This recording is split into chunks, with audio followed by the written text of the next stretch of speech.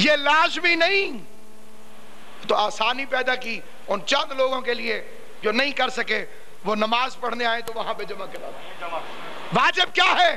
چاند دیکھو، عید سے پہلے پہنچا کے آؤ گھر پہ جا کے، گھر پہ جاؤ۔ 65 روپے سے کیا بنے گا؟ 100 روپیہ بھی ہو تو کیا بنے گا؟ لیکن واجب ہے۔ پورے مہینے کے روزے 29 بنے کے 30، اسی 65 روپے پہ اٹکے کھڑے۔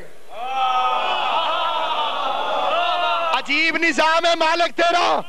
65 روپے کے پیچھے میرے مہینے کی عبادت کا واجب کر کے تجھے مہینہ بھوک دکھائی ہے، اب غریب کا دروازہ بھی دیکھ لے، جا دروازہ دیکھ لے،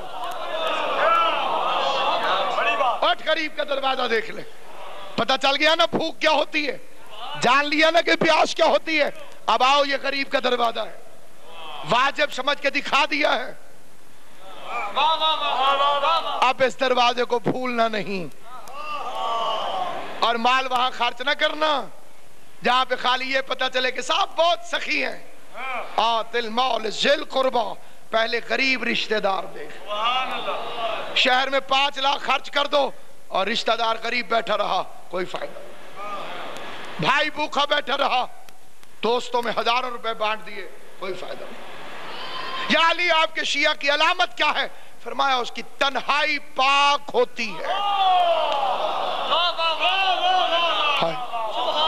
مجمع عام میں متقی بننا آسان ہے، اور جب کوئی دیکھنے والا نہ ہو تنہائی میں متقی بن جانا۔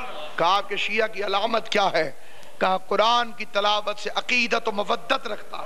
مفہوم ہے یہ مولا کے فرمان کا، میں نعان نہیں، مفہوم ہے۔ قرآن کی تلاوت، اللہ، مولوی کی تقریر لمبی ہو جائے دنیا گھڑیاں دیکھتی، فلم 2.5 گھنٹے کی ہو جائے تو اعتراض ہو جائے، یہ 3 گھنٹے کی کیوں نہیں؟ بہت خوب ہے قبلہ، بہت اچھا۔ عیاشی میں اجاڑا ہوا 1000، دل کھول کے خرچہ۔ مسجد میں دیا ہوا 100 روپیہ، وضع نہیں تبدیل ہو گیا۔ زمانہ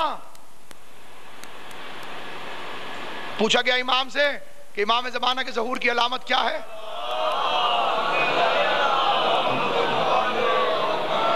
فرمایا جب عزت دار کو ذلیل سمجھا جائے، اور جب ذلیل کو عزت دار سمجھا جائے،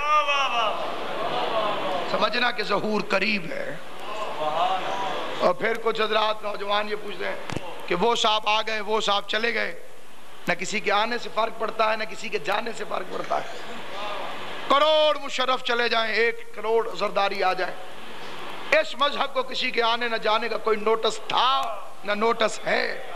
البتہ امام نے فرمایا کہ تمہارے قائم کے ظہور کی علامت یہ ہے کہ ان کے ظہور سے پہلے دنوں میں حکمران تیزی سے تبدیل ہوں گے، تاکہ ہر رنگ اور ہر نسل کا بندہ حکومت کا شوق پورا کر لے، اور ظہور مہدی کے وقت کسی کو یہ نہ کہنا پڑے کہ اگر ہمیں حکومت ملتی،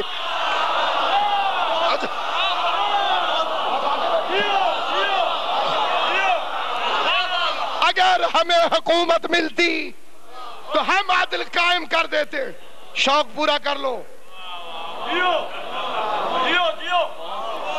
شوق پورا کر لو، پھر تم سے سوال ہوگا کہ وہ کیوں ہوا اور وہ کیوں ہوا۔ اسی لیے میرے محترم اور مکرم سامعین، رمضان کا پیغام ہے، یہ ایسے نہیں آیا مہینہ ماہ رمضان کہ آیا ہو اور چلا گیا ہو۔ 3 دفعہ میرے امام نے فرمایا بدبخت ہے، بدبخت ہے، بدبخت ہے وہ بندہ جسے رمضان نصیب ہو، ماہ رمضان نصیب ہو، اور وہ اللہ کو راضی نہ کر سکے۔ 11 مہینے آپ رحمت کو ڈھونڈا، اس مہینے رحمت آپ ڈھونڈ رہے۔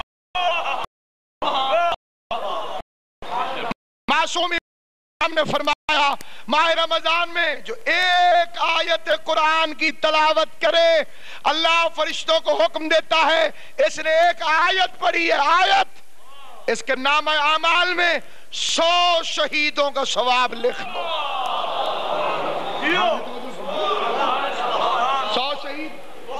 100 شہید ان جتنا ثواب ایک آیت کے بدلے. بچے نے پڑھا بسم اللہ الرحمن الرحیم، معبود کی آواز فرشتوں اس کے جہنمی باپ کو فوراً جنت میں بھیجو. معبود اس نے کیا کیا کہ اس نے کچھ نہیں کیا، اس کے بیٹے نے بسم اللہ پڑھی ہے. میری رحمت کو شرم آتی ہے کہ جس کا بچہ مجھے رحمان اور رحیم کہہ رہا. تلاوت قرآن کا شوق ہے تو اپنے آپ کو علی کا شیعہ سمجھنا. کہا یہ تو ایک آیت ہے، اور اگر کوئی ایک سورت پڑھ دے، پوری سورت، جیسے قل هو اللہ احد، جیسے الکوثر، جیسے الحمد، اس کو کیا ثواب ہوگا؟ بس وقت مختصر ہے، اسے کیا ثواب ہوگا؟ تو اللہ حکم دیتا ہے اس کے نام اعمال میں ایک پیغمبر کی تبلیغ جتنا ثواب لکھ. اب امام نے سچ نہ فرمایا کہ کتنا بدبخت ہے وہ جسے ماہ رمضان نصیب ہو اور اللہ کو راضی نہ کر سکے. تھوڑے دن رہ گئے. منافق اور مومن کی ایک علامت یہ بھی ہے کہ منافق بوجھ سمجھتا ہے رمضان، ماہ رمضان جلدی جائے جلدی جائے، اور مومن ایک ایک لمحے کو بار بار رو رو کے عبادتوں میں کہ پتہ نہیں اگلے سال نصیب ہوگا کہ نہیں ہوگا. اس میں اللہ کو راضی کرنا. اور اگر وہ عبادت سے راضی نہ ہو تو علی کی تعزیت سے اسے راضی کرنا.